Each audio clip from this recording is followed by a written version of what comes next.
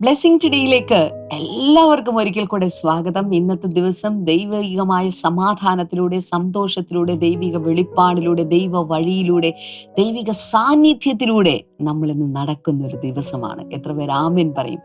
എനിക്ക് തോന്നുന്നു നമ്മുടെ ജീവിതത്തിൽ ചില സമയത്തൊക്കെ നമുക്കൊരു കുറവ് ഫീൽ ചെയ്യുന്നത്, അല്ലെങ്കിൽ ചിലപ്പോൾ ഒരു നിരാശ തോന്നുന്നത് പലപ്പോഴും ദൈവികമായ കാര്യങ്ങൾ ശരിയാകാത്തത് കൊണ്ടാണ്. ഈ ലോകത്ത് നമ്മൾ പ്രാർത്ഥിക്കുന്ന പല കാര്യത്തിനും മറുപടി ഒന്നും ലഭിച്ചില്ലേലും, ഈ ഭൂമിയിൽ കിട്ടേണ്ട നന്മകൾ പലതും നമുക്ക് കിട്ടിയില്ലേലും നമ്മൾ സർവൈവ് ചെയ്യും. എന്നാൽ പലപ്പോഴും നമുക്ക് മുന്നോട്ട് പോകാൻ ബുദ്ധിമുട്ട് അനുഭവിക്കുന്ന ദൈവത്തിന്റെ സാന്നിധ്യം നമുക്ക് അനുഭവിക്കുന്നതിൽ ഒരു കുറവ് നേരിടുമ്പോഴാണ്. അല്പമെങ്കിലും ദൈവ സാന്നിധ്യം അനുഭവിച്ചിട്ടുള്ളവർക്ക് ഞാൻ ഈ പറയുന്നത് നിങ്ങൾക്ക് മനസ്സിലാകുന്നുണ്ടാവും. ഞാൻ പറയുന്നത് ശരിയല്ലേ?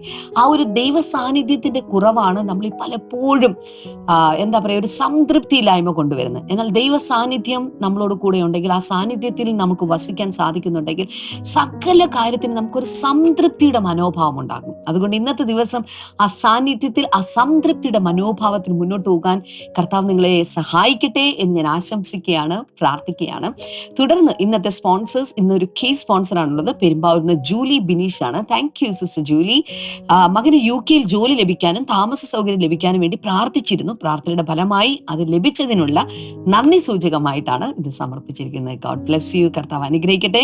ഞങ്ങൾ ഒരുമിച്ച് പ്രാർത്ഥിക്കുന്നു. കുടുംബത്തിന് എല്ലാവർക്കും ദൈവിക സംരക്ഷണവും ഐക്യതയും സ്നേഹവും ഉണ്ടാകുവാൻ, സ്വർഗീയമായ വിടുതലുകൾ, നന്മകൾ ഉണ്ടാകേണ്ടതിന് കർത്താവേ അങ്ങ് പ്രവർത്തിച്ചതിനായി നന്ദി പറയുന്നപ്പ, യേശുവിന്റെ നാമത്തിൽ തന്നെ ആമേൻ, ആമേൻ. തുടർന്ന് ഇന്നത്തെ സന്ദേശത്തിലേക്കാണ് നമ്മൾ കടക്കാനായിട്ട് പോകുന്നത്. ഞാൻ പറഞ്ഞല്ലോ, ദൈവികമായ ദൈവത്തിന്റെ ചില ആട്രിബ്യൂട്ട്സ് അല്ലെങ്കിൽ ചില ഗുണവിശേഷങ്ങൾ, ദൈവം ചെയ്തു തരുന്ന ചില കാര്യങ്ങൾ, ഇതൊക്കെയാണ് ഈ ആഴ്ചയിൽ നമ്മൾ ചിന്തിച്ചുകൊണ്ടിരിക്കുന്നത്. നിങ്ങളിൽ ആരെങ്കിലുമൊക്കെ ദൈവത്തെക്കുറിച്ച് കൂടുതൽ പഠിക്കാൻ, ആരാണ് ദൈവം, എന്താണ് ദൈവം എന്നൊക്കെ പഠിക്കാൻ ആഗ്രഹിക്കുന്നുണ്ടെങ്കിൽ, ഫൗണ്ടേഷൻസ് ഓഫ് ഫെയ്ത്ത് എന്ന് പറയുന്ന ബ്രദർ ഡാമിന്റെ പുതിയ ബൈബിൾ സ്റ്റഡി മെറ്റീരിയലിന്റെ എനിക്ക് തോന്നുന്നു 2nd, 3rd ചാപ്റ്ററിലൊക്കെ ഇത് അതിശക്തമായിട്ട് താൻ പഠിപ്പിക്കുന്നുണ്ട്. എന്നാൽ അതിന്റെ അടുത്ത ഒരു തലത്തിൽ നിന്നുകൊണ്ടുള്ള സന്ദേശങ്ങളാണ് ഈ ആഴ്ചയിൽ ബ്രദർ ഡാമി നൽകിക്കൊണ്ടിരിക്കുന്നത്. ഇന്ന് ബ്രദർ ഡാമി നൽകാൻ പോകുന്ന സന്ദേശം എന്നുള്ളത് taste the goodness of God എന്നുള്ളതാണ്. ദൈവത്തിന്റെ നന്മയെ രുചിച്ച് അറിയുക എന്ന് പറയുന്ന അതിശക്തമായിട്ടുള്ള സന്ദേശമാണ്. അധികം ഞാൻ പറയുന്നില്ല, വേഗത്തിൽ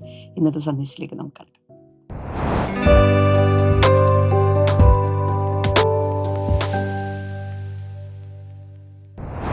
ഈ ദിവസങ്ങളിൽ ദ ഗുഡ്നെസ് ഓഫ് ഗോഡ്, ദൈവത്തിൻ്റെ നന്മ, ദൈവം നല്ലവനാണ് എന്നതിനെക്കുറിച്ച് നമ്മൾ ചിന്തിക്കുകയാണ്.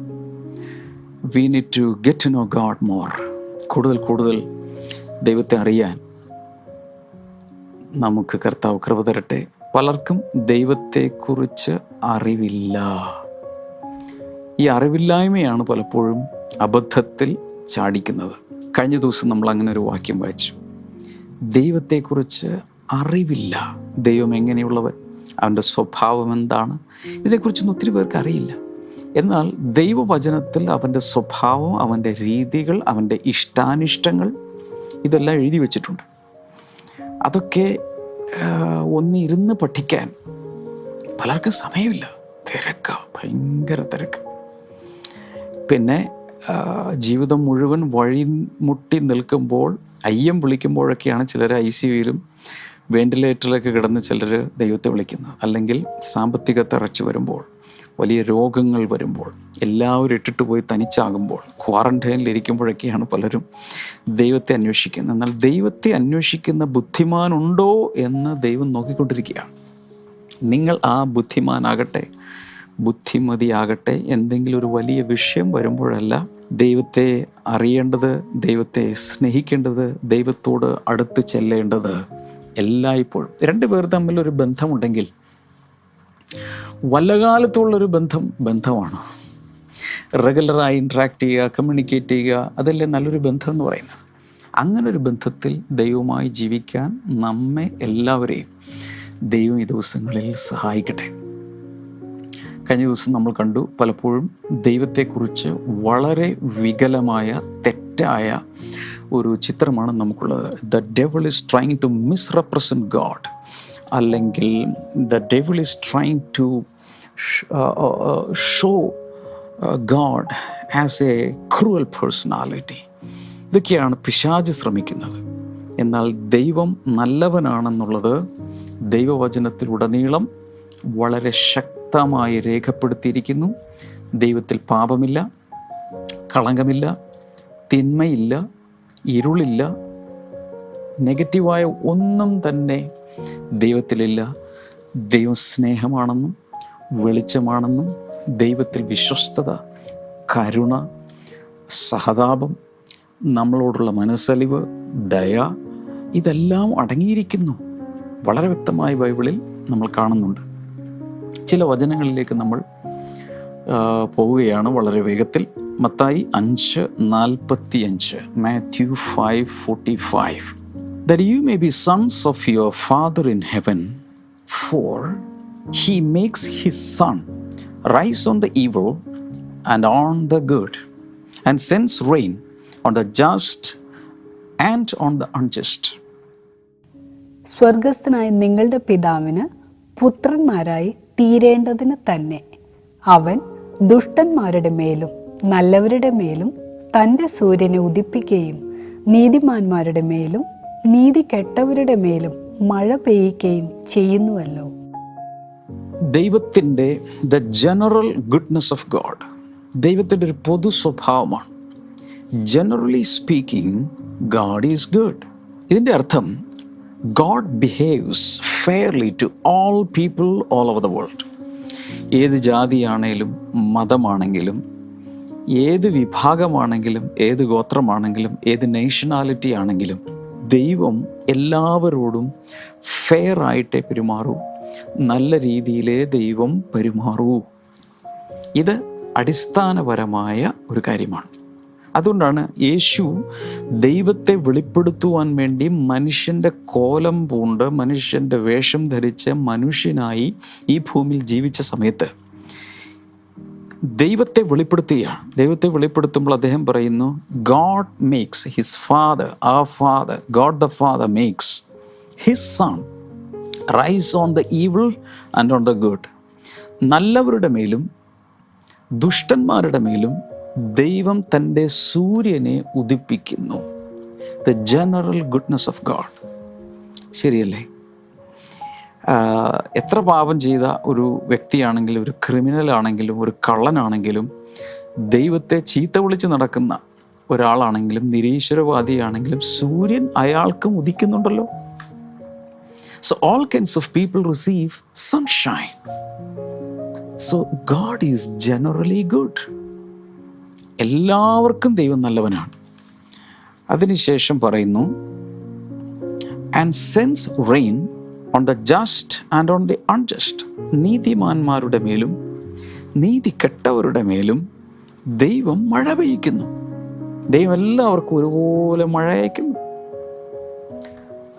അവിടെ ഒരു ദുഷ്ടൻ ജീവിക്കുന്നുണ്ട്, ഏതായാലും ആ ദുഷ്ടൻ്റെ വീട്ടിൽ മാത്രം മഴ പെയ്യണ്ട എന്ന് ദൈവം ചിന്തിക്കുന്നില്ലല്ലോ.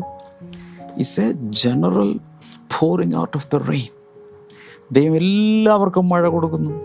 ദൈവം എല്ലാവർക്കും കാലാവസ്ഥ നൽകുന്നു. ദൈവം എല്ലാവർക്കും തൻ്റെ സൂര്യനെ ഉദിപ്പിക്കുന്നു. ദൈവം അവിടെ ഒന്നും പാർഷ്യാലിറ്റി കാണിക്കുന്നില്ല. തന്നെ സേവിച്ചാലും ഇല്ലെങ്കിലും സകല മനുഷ്യർക്കും പ്രപഞ്ചത്തിൽ ലഭിക്കേണ്ട പലതും അവൻ നൽകിക്കൊണ്ടേയിരിക്കുന്നു. God is generally good. എല്ലാവരും ഒന്ന് പറഞ്ഞേ, ഗോഡ് ഈസ് ഗുഡ് പറഞ്ഞേ. ലൈവ് ചാറ്റിൽ യൂട്യൂബിലൊക്കെ കാണുന്നവർ, ഫേസ്ബുക്കിൽ കാണുന്നവർ ലൈവ് ചാറ്റിൽ അങ്ങ് 1000 പ്രാവശ്യം നടിച്ച് ഗോഡ് ഈസ് ഗുഡ്, ദൈവം നല്ലവൻ, ദൈവം നല്ലവൻ, ദൈവം നല്ലവൻ, ദൈവം നല്ലവൻ. ആ ലൈവ് ചാറ്റ് മുഴുവൻ അങ്ങ് നിറച്ചേ. ഇന്നതങ്ങ് എസ്റ്റാബ്ലിഷ് ചെയ്യണം. നമ്മൾ പിശാചിനെ തോൽപ്പിക്കണം. പിശാച് കൊണ്ടുവരുന്ന തെറ്റായ ചിത്രീകരണങ്ങൾ, ദൈവത്തെക്കുറിച്ചുള്ള തെറ്റായ അവതരണം നമ്മൾ പൊളിച്ചു കളയണം. ദൈവം നല്ലവൻ പറഞ്ഞേ, വലിയ വായിൽ പറഞ്ഞേ, ദൈവം നല്ലവൻ. ഓക്കെ, മാത്യു 5:45 നമ്മളത് കണ്ടു. മത്തായി 5:45. അടുത്തത് സാം 145 and verse number 9. 145 സങ്കീർത്തനം 9 വചനം. The Lord is good to all and his tender mercies are over all his works. യഹോവ എല്ലാവർക്കും നല്ലവൻ, തൻ്റെ സകല പ്രവൃത്തികളോടും അവന് കരുണ തോന്നുന്നു. ദൈവം എല്ലാവർക്കും നല്ലവൻ. അവൻ്റെ ആർദ്ര കരുണ അവൻ്റെ സകല പ്രവൃത്തികളുടെ മേലും സകല സൃഷ്ടികളുടെ മേലും ചെന്നെത്തുന്നു. So the Lord is good to all people and his tender mercies are over all his works. എല്ലാവരും എന്ന് പറയും ദൈവം എല്ലാവർക്കും നല്ലവൻ. ദൈവം നല്ലവൻ, അപ്പോൾ തന്നെ he is good to all people. അവൻ എല്ലാവർക്കും നല്ലവൻ. ആരോടും അവൻ പാർഷ്യാലിറ്റി കാണിക്കുന്നില്ല. മാനുഷികമായ ചിന്താഗതിയിൽ പലതും ചിലപ്പോൾ നമുക്ക് മനസ്സിലാകില്ലായിരിക്കാം. ഉദാഹരണത്തിന്, ഒരു നല്ലൊരു ഭരണാധിപൻ, ഒരു റൂളർ ഉണ്ടെന്നിരിക്കട്ടെ. ആ ഭരണത്തിന് കീഴിൽ ജീവിക്കുന്ന ആ രാജ്യത്തിലെ കുറേയധികം പേർ ഈ രാജാവ് ദുഷ്ടനാണ്, ക്രൂരനാണ്, ഞങ്ങൾക്ക് കിട്ടേണ്ട സാധനങ്ങൾ കിട്ടുന്നില്ല, ഞങ്ങളുടെ റോഡ് ശരിയല്ല, ഞങ്ങൾക്ക് കിട്ടുന്ന റേഷൻ ശരിയല്ല, ഞങ്ങൾക്ക് കിട്ടുന്ന പലതും ശരിയല്ല, ഇങ്ങനെ കുറ്റം പറയുന്നവർ കാണും. എന്നാൽ ആ രാജാവിനോട് പേഴ്സണൽ കണക്ഷൻസ് ഉള്ളവരും രാജാവിനെ നേരിട്ട് അറിയാവുന്ന പലർക്കും ഒരു കാര്യം മനസ്സിലാകും: ഇദ്ദേഹം ദീനാനുകമ്പ ഉള്ളവനും പാവങ്ങളോട് മനസ്സിലുള്ളയാളും പല രീതിയിൽ ഒത്തിരി നന്മ ചെയ്യുന്ന ജനങ്ങളുടെ അഭിവൃദ്ധിക്ക് വേണ്ടി ജീവിക്കുന്ന ഒരാളാണെന്ന് അടുത്തറിയാവുന്നവർക്ക് മനസ്സിലാവും. ഇതുപോലെ ദൈവം എല്ലാവർക്കും, ഈ പ്രപഞ്ചത്തിലെ എല്ലാവർക്കും ദൈവം നന്മ മാത്രം ചെയ്യുന്നു, നല്ലത് കൊടുക്കുന്നു. ജീവനും ശ്വാസവും ഭക്ഷണവും വസ്ത്രം, ഭക്ഷണം തുടങ്ങിയ കാര്യങ്ങളെല്ലാം ദൈവം കൊടുത്തുകൊണ്ടിരിക്കുക. ഇതൊക്കെ സ്വീകരിച്ച് ദൈവം നൽകുന്ന ഓക്സിജൻ മൂക്കിലൂടെ വലിച്ചെടുത്ത് ജീവിച്ചിട്ടാണ് പറയുന്നത് ദൈവം നല്ലവനല്ല, ദൈവം ക്രൂരനാണ്, ദൈവം ദുഷ്ടനാണ്, എനിക്ക് ദൈവം ഒന്നും ചെയ്തില്ല. അങ്ങനെ ചിന്തിപ്പിക്കുന്നു. അതുകൊണ്ട് എന്ത് സംഭവിക്കുന്നു? ശരിയായ രീതിയിൽ ഒരു ആരാധന നമ്മുടെ ഉള്ളിൽ നിന്ന് വരികയില്ല. ദൈവത്തെ സ്നേഹിക്കുന്നതിൽ പലപ്പോഴും നമുക്ക് തടസ്സം നേരിടും. ദൈവത്തോട് നമുക്ക് സ്നേഹം ഇല്ലാതായി പോകും. അപ്പം ദൈവത്തെ ആഴത്തിൽ അറിയുക, ദൈവത്തെ കൂടുതൽ മനസ്സിലാക്കുക, അതിനുവേണ്ടി ഉള്ളൊരു ശ്രമം നമ്മൾ നടത്തിക്കൊണ്ടേയിരിക്കണം.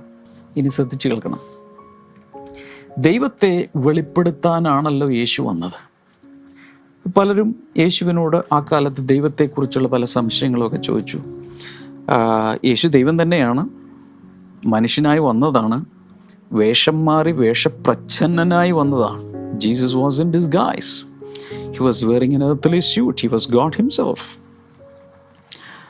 ഒരു ദിവസം കർത്താവ് സംസാരിച്ചുകൊണ്ടിരിക്കുമ്പോൾ ലൂക്കോസിന്റെ സുവിശേഷം 11-ാം അധ്യായം 11 മുതൽ 13 വരെയുള്ള ഭാഗം, Luke 11:11-13. Which of your fathers, if your son asks for a fish, will give him a snake instead? Or if he asks for an egg, will give him a scorpion? If you then, though you are evil, know how to give good gifts to your children, how much more will your Father in heaven give the Holy Spirit to those who ask him? എന്നാൽ നിങ്ങളിൽ ഒരു അപ്പനോട് മകൻ അപ്പം ചോദിച്ചാൽ അവന് കല്ല് കൊടുക്കുമോ? അല്ല, മീൻ ചോദിച്ചാൽ മീനിന് പകരം പാമ്പിനെ കൊടുക്കുമോ? മുട്ട ചോദിച്ചാൽ തേളിനെ കൊടുക്കുമോ? അങ്ങനെ ദോഷികളായ നിങ്ങൾ നിങ്ങളുടെ മക്കൾക്ക് നല്ല ദാനങ്ങളെ കൊടുക്കുവാൻ അറിയുന്നു എങ്കിൽ സ്വർഗസ്ഥനായ പിതാവ് തന്നോട് യാചിക്കുന്നവർക്ക് പരിശുദ്ധാത്മാവിനെ എത്രയധികം കൊടുക്കും. യേശു പിതാക്കന്മാരോട് ഒരു ചോദ്യം ചോദിക്കുകയാണ്. നിങ്ങളിൽ പലർക്കും മക്കളുണ്ടല്ലോ.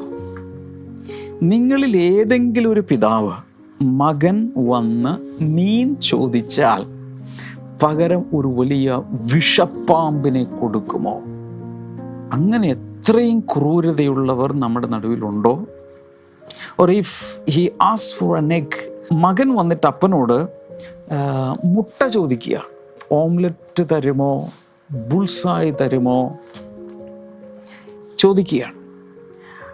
അതിന് പകരം ഒരു തേളിനെ പിടിച്ചു കൊടുക്കുമോ? നിങ്ങളിൽ ഏതെങ്കിലും പിതാവ് അങ്ങനെ ചെയ്യുമോ? അതിനുശേഷം ചോദിക്കുന്നു, വേറൊരു ഭാഗത്ത് പറയുന്നുണ്ട്, അപ്പൻ ചോദിച്ചാൽ കല്ല് കൊടുക്കുമോ? 13-ാമത്തെ വചനത്തിൽ ഒരു കാര്യം കർത്താവ് പറയുന്നത്, നിങ്ങൾ ദോഷികളാണ്, നിങ്ങളിൽ പാപമുണ്ട്, വളരെയധികം ന്യൂനതകൾ, പരാധീനതകൾ, തെറ്റുകളുള്ള നിങ്ങൾ, തെറ്റായി ചിന്തിക്കുന്ന, തെറ്റ് സംസാരിക്കുന്ന, തെറ്റ് പ്രവർത്തിക്കുന്ന, പാപമുള്ള നിങ്ങൾ, ദോഷമുള്ള നിങ്ങൾ, ദോഷികളായ നിങ്ങൾ നിങ്ങളുടെ മക്കൾക്ക് നല്ലത് കൊടുക്കാൻ അറിയുന്നുവെങ്കിൽ, എൻ്റെ അടുത്ത് പ്രാർത്ഥിക്കാൻ വേണ്ടി വരുന്ന അപ്പനമ്മമാർ, മാതാപിതാക്കൾക്ക് ഒരു സ്വപ്നമേ ഉള്ളൂ, ഞങ്ങളുടെ ജീവിതത്തിൽ സാധിക്കാതിരുന്നത് ഞങ്ങളുടെ മക്കളുടെ ജീവിതത്തിൽ ഉണ്ടാകട്ടെ. ഞങ്ങൾക്ക് നന്നായി പഠിക്കാൻ കഴിഞ്ഞില്ല, പക്ഷേ മക്കൾ ഞങ്ങളേക്കാൾ കൂടുതൽ പഠിക്കണം. ഞങ്ങൾക്ക് നല്ലൊരു ജോലിയിൽ എത്താൻ കഴിഞ്ഞില്ല, പക്ഷേ മക്കൾക്ക് ഞങ്ങളേക്കാൾ നല്ല ജോലിയിൽ അവർക്ക് എത്താൻ കഴിയണം. അല്ലെങ്കിൽ ഞങ്ങൾക്ക് നല്ല ജോലിയുണ്ട്, അതിനേക്കാൾ നല്ലത് ഞങ്ങളുടെ മക്കൾക്ക് കിട്ടണം. എപ്പോഴും ഉള്ളതിൽ നല്ലത്. ഞാൻ സാധാരണ പറയാറുണ്ട്, ഒരു കുട്ടികളുടെ ഉടുപ്പ് വാങ്ങാൻ വേണ്ടി ഒരു കടയിൽ ചെന്നാൽ, ബേബി ഡ്രസ്സിന് വേണ്ടി ചെന്നാൽ, കുട്ടികളുടെ ഡ്രസ്സൊക്കെ വിൽക്കുന്ന ഒരു കടയിൽ ചെന്നാൽ, കിഡ്സ് വെയറിൻ്റെ കടയിൽ ചെന്നാൽ, വലിയ ആളുകൾക്ക് ഉള്ള വലിയ ആളുകളുടെ ഡ്രസ്സിനുള്ള വിലയേക്കാൾ കൂടുതലാണ് കുട്ടികൾക്കുള്ള. എന്തുകൊണ്ടാണെന്ന് എനിക്ക് മനസ്സിലാകുന്നില്ല. വളരെ കുറച്ച് തുണി മതി, വളരെ ചെറിയ ഉടുപ്പാണ്, പക്ഷെ വില ഭയങ്കരമാണ്. കാരണം അവർക്ക് പാരൻ്റൽ സൈക്കോളജി അറിയാം. മാതാപിതാക്കൾ കുഞ്ഞുങ്ങൾക്ക് വേണ്ടി എന്തും ചെയ്യും. അവരുടെ വിദ്യാഭ്യാസം, അവരുടെ വളർച്ച, അവരുടെ പോഷണം, അവർക്ക് ജീവിക്കാൻ ആവശ്യമായ കാര്യങ്ങൾ, അതിനു വേണ്ടി നാച്ചുറലി അവരുടെ അകത്ത് ഒരു വലിയ ഒരു ഇൻസ്പിറേഷനുണ്ട്, ഒരു ഇൻസ്റ്റിങ്ക്റ്റ് ഉണ്ട്. മക്കൾക്ക് നല്ലത് വരണം, മക്കൾക്ക് ഏറ്റവും നല്ലത് കൊടുക്കണം, മറ്റുള്ളവരെക്കാൾ നല്ലത് എൻ്റെ മക്കൾക്കുണ്ടാകണം. അതിൻ്റെ അർത്ഥം മക്കളോടുള്ള ഡീലിങ്സിൽ പൊതുവെ പിതാക്കന്മാർക്ക് അല്ലെങ്കിൽ മാതാപിതാക്കന്മാർക്ക് നല്ലത് വരണമെന്നല്ലേ ആഗ്രഹമുള്ളൂ?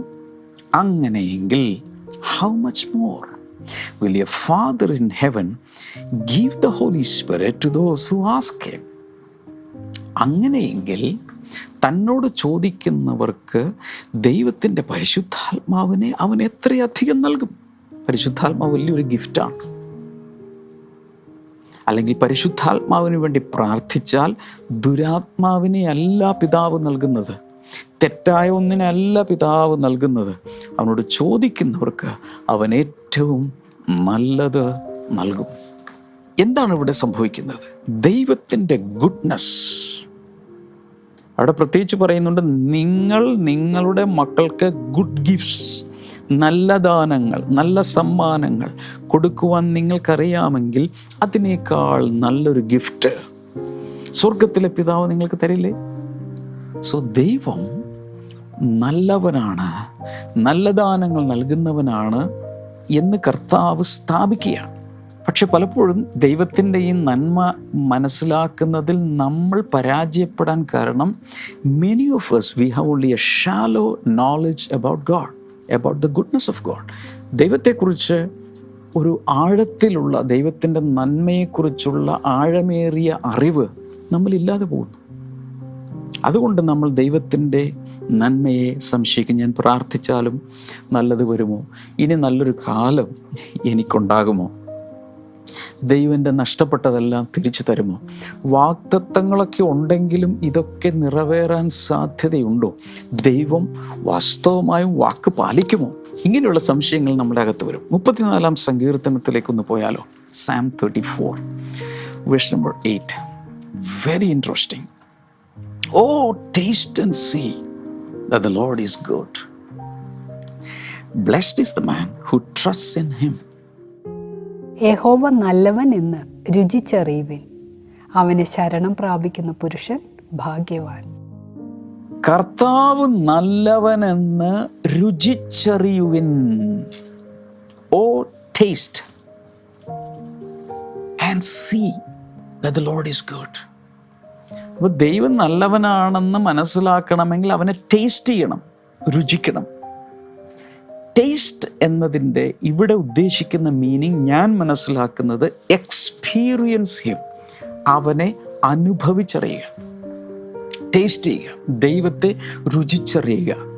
ആഹാര സാധനങ്ങളൊക്കെയല്ലേ, മുട്ടായി അങ്ങനെയുള്ളതൊക്കെയല്ലേ നമ്മൾ രുചിക്കുന്നേ. എന്നാൽ നമ്മളൊരു ഭക്ഷണം ആദ്യം നമ്മുടെ മുമ്പിൽ നമുക്ക് ഇഷ്ടപ്പെട്ട ഭക്ഷണമാണെങ്കിൽ ആദ്യം ഒന്നെടുത്ത് oh really good, so tasty, so delicious, നമ്മളങ്ങനെ ടേസ്റ്റ് ചെയ്ത് പറയും. ഇതുപോലെ ദൈവത്തെക്കുറിച്ച് പറയാൻ നമുക്ക് സാധിക്കും. എപ്പോൾ? നമ്പർ 1, എക്സ്പീരിയൻസസിലൂടെ, നമ്മുടെ അനുഭവങ്ങളിലൂടെ അവനെ മനസ്സിലാക്കുക. വർഷങ്ങളായി ദൈവവുമായി സമ്പർക്കം പുലർത്തി, ദൈവത്തിൽ നിന്നും പ്രാർത്ഥിച്ച്, പലതും പ്രാപിച്ച്, ദൈവത്തോടുകൂടെ നടന്ന്, എപ്പോഴും ദൈവവുമായി ഇൻട്രാക്ട് ചെയ്ത് കഴിയുമ്പോൾ ദൈവത്തിൻ്റെ ഗുഡ്നെസ് ടേസ്റ്റ് ചെയ്യാൻ അവൻ നമ്മളെ സഹായിക്കും. ഓക്കെ, ചുരുക്കി പറഞ്ഞാൽ പേഴ്സണൽ എക്സ്പീരിയൻസിലൂടെ മാത്രമേ ദൈവത്തെ നല്ലവനെന്ന് രുചിച്ചറിയാൻ നമുക്ക് സാധിക്കും. ഒരാളുടെ കയ്യിൽ ലഡു ഇരിക്കുക, എൻ്റെ വായിൽ വെള്ളം വരുന്നുണ്ട്, പക്ഷേ ഒരാൾ വായിൽ വെച്ച് ഇങ്ങനെ നുണഞ്ഞിറക്കുന്നത് കണ്ടിട്ട് ഞാൻ നുണയുകയാണ്, പക്ഷേ ടേസ്റ്റ് എനിക്ക് കിട്ടിയിട്ടില്ല. എനിക്ക് ടേസ്റ്റ് കിട്ടണമെങ്കിൽ ഒരു ലഡു എടുത്ത് ഞാൻ നുണയണം. Personal experience, personal tasting. ദൈവം നല്ലവനാണെന്ന് ഞാൻ തന്നെ രുചിച്ച് മനസ്സിലാക്കണം, അനുഭവിച്ച് മനസ്സിലാക്കണം. ഞാൻ ഇന്ന് ഇത് കാണുന്ന എല്ലാവരോടും പറയാം, ഈ നാളുകളിൽ ദൈവം നല്ലവനാണെന്ന് ടേസ്റ്റ് ചെയ്യാൻ, രുചിക്കാൻ, രുചിച്ച ശേഷം മറ്റുള്ളവരോട് പറയാം, നല്ല രുചിയാ, നല്ലതാ, നല്ലവനാ ദൈവം എന്ന് 1000 നാവോടെ സാക്ഷ്യം പറയാൻ ദൈവം കൃപ തരാൻ പോവുക. വിശ്വസിക്കാമോ? ഇനി വേറൊരു വഴി കൂടെ ഉണ്ട്.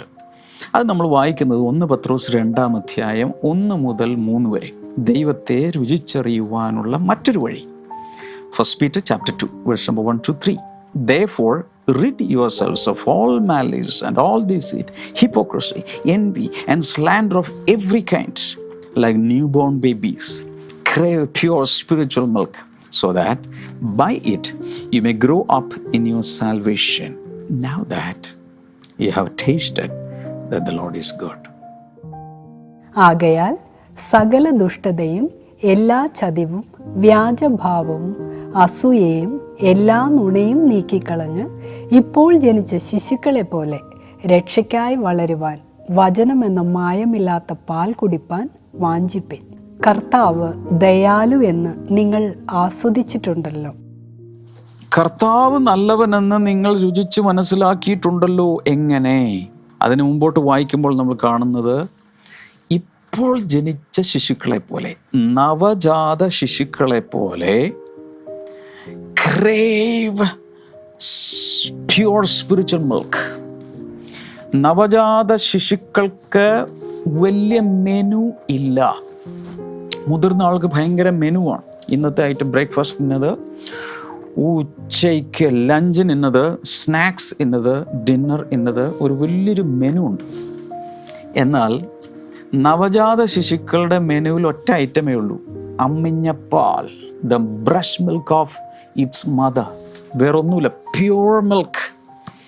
അത് മിൽമ പാലല്ല, പാക്കറ്റഡ് മിൽക്കല്ല, പൊളിത്തീൻ കവറിൽ വരുന്നതല്ല, ടെട്രാ പാക്കിൽ വരുന്നതല്ല. It is unadulterated mother's milk. അത് മാത്രമേ ഉള്ളൂ, പ്യൂർ മിൽക്ക്. ഈ പ്യൂർ സ്പിരിച്വൽ മിൽക്കിന് വേണ്ടി ഒരു ക്രേവ് ചെയ്യുക. ഇനി ഈ ന്യൂ ബോൺ ബേബീസിൻ്റെ, നവജാത ശിശുക്കളുടെ ഒരു പ്രത്യേകത, ഇടക്കിടക്ക് വിശക്കും. വിശന്ന് കഴിഞ്ഞാൽ മമ്മി പാല് എന്ന് പറയാൻ അറിയില്ല. ആകെ അറിയാവുന്ന ഒറ്റ ടെക്നിക്കേ ഉള്ളൂ, കരയുക. ഒറ്റ കരച്ചിൽ. കരയുമ്പോൾ ഉടൻ തന്നെ മമ്മി ഫീഡ് ചെയ്യും. കുറച്ച് കഴിയുമ്പോൾ വീണ്ടും വിശക്കും. ആ സമയത്തും craving for milk milk milk. ഇതാണ് പരിപാടി. സോ വളരുന്ന സമയത്ത് ഒരു ശിശുവാണ്, അത് വളരണമല്ലോ. വളരുന്ന സമയത്ത് ആവശ്യമുള്ളത് ഇതുപോലെയുള്ളൊരു ഭയങ്കരമായ ക്രേവിംഗ് ആണ്. അതിലൂടെയാണ് കർത്താവ് നല്ലവനെന്ന് നമ്മൾ രുചിച്ചറിയുന്നത്. Pure spiritual milk which is the word of God. ദൈവവചനമാകുന്ന നിർമ്മലമായ ആത്മീയ പാനീയം, പാല് കുടിച്ചാണ് നമ്മൾ ദൈവം നല്ലവനാണ്, കർത്താവ് നല്ലവനാണെന്ന് രുചിച്ച് മനസ്സിലാക്കേണ്ടത്. എൻ്റെ അർത്ഥം, പിന്നെ സ്പിരിച്വലി നോക്കുമ്പോൾ നമ്മൾ തിരിഞ്ഞ് ശിശുക്കളെ പോലെ വരണം എന്ന് പറഞ്ഞിട്ടുണ്ട്. അതുകൊണ്ട് നമ്മൾ വളരെയധികം കർത്താവിനെ പോലെ, ശിശുവിനെ പോലെ ആയി നമ്മൾ കൂടുതൽ ദൈവവചനം സ്വീകരിക്കുമ്പോൾ സംഭവിക്കുന്നത് എന്താണ്? കൂടുതൽ കർത്താവിനെ ടേസ്റ്റ് ചെയ്യാൻ കർത്താവ് സഹായിക്കും.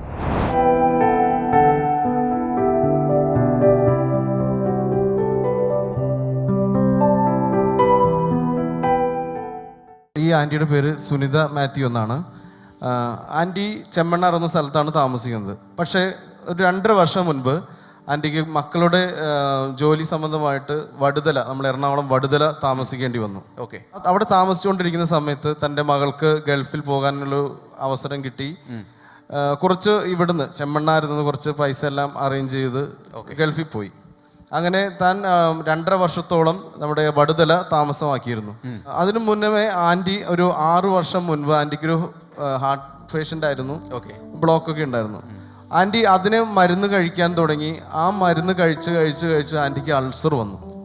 വയറിനകത്ത് മരുന്നിന്റെ സൈഡ് എഫക്റ്റ് ആയിട്ട് അൾസർ വന്നു. അപ്പോൾ ഈ ചികിത്സയ്ക്കെല്ലാം വേണ്ടി ആൻറ്റി ചെമ്മണ്ണാറിൽ നിന്ന് പലരുടെ കയ്യിൽ നിന്നും പല സ്ഥാപനങ്ങളിൽ നിന്നെല്ലാം കുറച്ച് പൈസ കടം മേടിച്ചിരുന്നു. മക്കളുടെ ചെലവ് കൊണ്ടാണ് ഇവർ ജീവിക്കുന്നത്, വേറെ വരുമാനമൊന്നുമില്ല.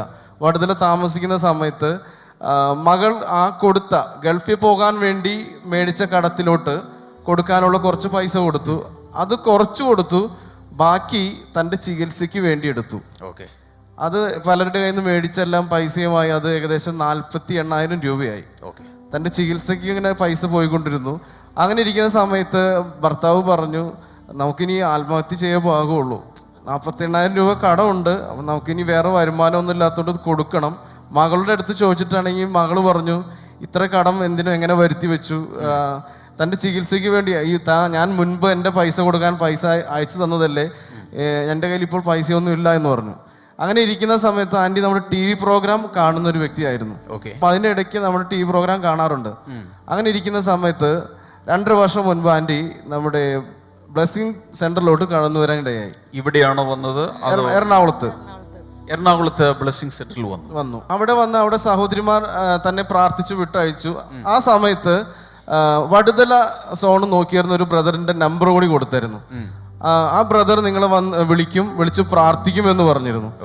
അങ്ങനെ ആ ബ്രദർ പിറ്റേ ദിവസം തന്നെ ആ ബ്രദർ വിളിച്ച് പ്രാർത്ഥിക്കുകയും ആൻറ്റി പറയുന്ന ആ ബ്രദർ വിളിച്ച് പ്രാർത്ഥിച്ചതിന് ശേഷം വ്യത്യാസമുണ്ട് പറഞ്ഞു. ഞാൻ പൈസയൊന്നും കിട്ടാതെ വന്നപ്പോൾ മരിക്കണമെന്ന് വിചാരിച്ച് ചേട്ടൻ പറഞ്ഞു, എന്നോട് പറഞ്ഞു നമുക്കിനി മരിക്കാമെന്ന്.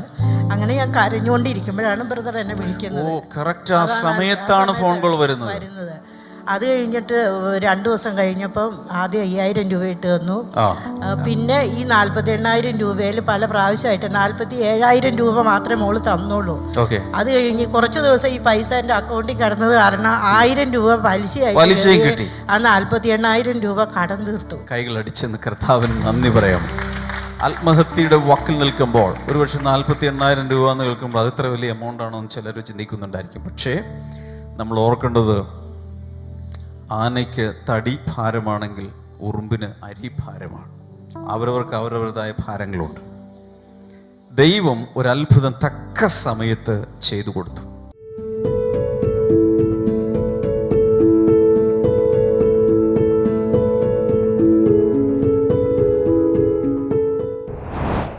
രണ്ട് കൈകളും സ്ക്രീനിലേക്ക് ഒന്ന് നീട്ടിപ്പിടിക്കാമോ? കർത്താവേ, ഇന്ന് ഈ വചനം കേൾക്കുന്നവരെ അങ്ങ് തൊടണമേ, സ്പർശിക്കണമേ എന്ന് ഞാൻ പ്രാർത്ഥിക്കുന്നു.